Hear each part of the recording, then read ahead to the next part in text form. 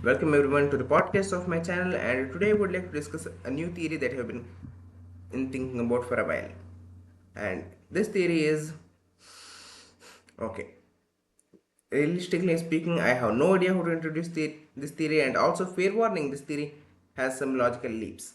But simply put, I would like to discuss my opinion of what type of an organism, as in a Lightner or a Darkner, the night is. Because in case you think it is obvious, the answer may not be as simple. So let's dive right into it. Namely, the night seems to have traits of both a darkener and a lightener. Namely, the night can enter the light world because they kidnapped Undyne through the light world and all of that, meaning they might be a lightener, but they also have shown the abilities that only darkness seem capable of. Namely, they can change their form. It is not one to one with the darkner, but I'll mention that later. Uh, for example, at the end of the battle, they shed their knight-like body to change into what appears to be a baseball thing, a ball, uh, and then again they turn into a bird-like form in order to kidnap Undyne. This is similar to Lancer and Rules, both of whom could change their form in order to fit into Chris's pocket. So, okay, uh, have we ever encountered an entity similar to both a darkener and a lightener in the past? Simply put, yes, we have kind of in Undertale. I am of course referring to Flurry and the Amalgamates, all of whom were able to change their shapes just like the night is showing, despite them being quote unquote light world beings, as you know, dark worlds did not exist in Undertale. I mean, uh, by the rules of the world, they could have existed, but like a dark world was not opened during the events of Undertale, is what I mean. Moving on, I mean, anyway, the amalgamates ability to change their shape is obvious, but in case you forgot, Flavi also had this ability. He literally enlarges his face, like in the end of at the end of the ruin section, and this is like his ability without the souls, by the way. He enlarges his face just to like mockingly smile at us, like that. Uh, you probably remember that. Anyway, the the one thing Flowey and the rest of the amalgamates have in common is determination. They were injected with determination, which might I add is similar to darkness. As Queen says, dark fountains are related to the determination of the person who opens them, meaning that darkness are really a combination of the will of the person who opened the dark fountain and the memories and the will of the object that form the darkness core. This theory, I mean, this part of this explanation has already been in discussed by other theorists like Jaru J. So like obviously I'm going to credit them here, and also like go check out their channel because like Jaru like makes a lot very nice theories. Like he literally predicted the Gerson coming back to life and all of that. Anyway, moving back to the Flurry and the amalgamates though, the difference is that unlike the darkness, the source of their determination is internal, meaning like they don't need to depend on a dark fountain to give them determination to stay alive. They can just they can just exist in the light world. Where am I getting with this? Let's see. Assuming that an object, say I don't know, a baseball, for example, was combined with the dust of a fallen monster, what would happen?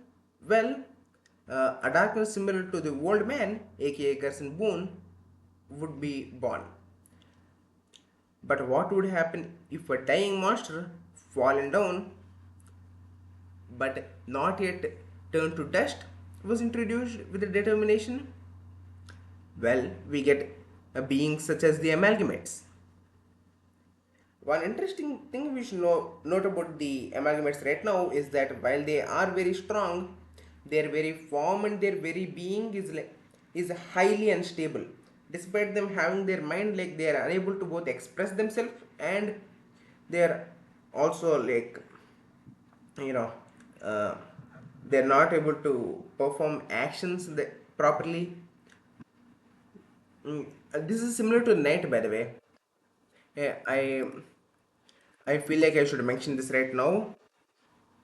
Oh, the knight seemingly has a proper sentient mind, but again, they also cannot express themselves anyway. So, theoretically, what would happen if both these scenarios happened at the same time? If a monster on the brink of turning to dust was in close proximity with a nearby object, was, was injected with determination while also being in close proximity to a dark fountain.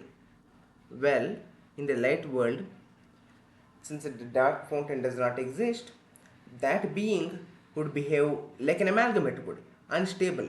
Their body being the well body of a fallen monster melted down, and the object that they were in close proximity with would simply be, well, an object, nothing special about it. But in the dark world, they would behave as a darkner. The dust of their being combined with the object, it would act as their core body, like it does with rules and lancer. And but they would also, because they are not quite living, they would be considered an object enough that the dark world would provide another special body for them. This is what I believe the night to be: a lightner and a darkner at the same time. They behave like an amalgamate in the light world, but in the dark world creates a special body for them because they are not quite a living organism in the traditional sense. So they are more stable in the light world. This would also explain a few things in the plot. For example, as Susie points out, the knight seems reluctant to fight us in the light world. If they are indeed an amalgamate, like being in the light world as I am theorizing here, they would obviously not want to face us in such a state. They obviously do kidnap Undyne through the light world, yes, but what I mean to say here is that they would have lesser control over their body in the light world. As I said, amalgamates, they are still sentient beings in a sense, but, well, their actions and their body are highly unstable. And another point this would explain is that why they can change their form to the extent that they have. Even darkness themselves can seem to only change in their bodies to the light world counterparts. Like uh, Lancer is like a playing card, so he can only change into a playing card when he changes into an object. Uh, Rules, and Queen is a laptop, so like theoretically she would be able to change into a laptop, but like anyway, you get the point. But the knight can change from a dear humanoid monster thing to the looking like the silhouette of Zenith Martlet, like in Undertale Yellow. Like, I'm not implying there's any lore implications to them looking similar, like since Undertale Yellow is not canon, but like that silhouette is like the closest thing I can like compare to the knight's bird form. Anyway, if the if the amalgamates are like considered objects that can turn into a darkener, then their ability as an object would be to take the form of, well, other things. The As we know, the amalgamates like can shift like very easily. So like supposedly their will of changing their shape would be, well, what's the word here, like it would be more diverse in their ability to change their shape. Honestly, this second point is kind of weak. A simpler one would be that more determination in the dark world like makes the night more powerful there, but I wanted to incorporate that weird baseball core thing into the theory. I don't know. Also, another explanation could be that this the night is like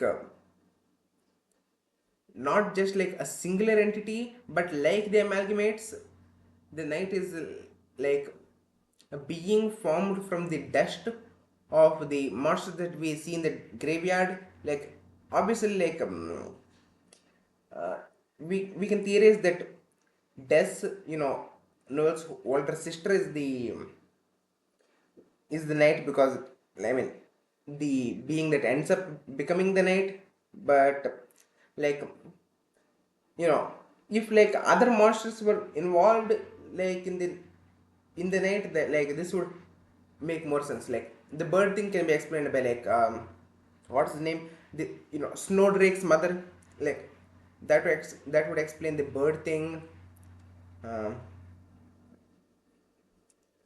I'm just thinking about some parts here. Anyway, and that brings us to the end of my theory. If you like this, if you liked the this, and would like to see more, please consider subscribing to my YouTube channel. And until then, uh, see you soon. Bye.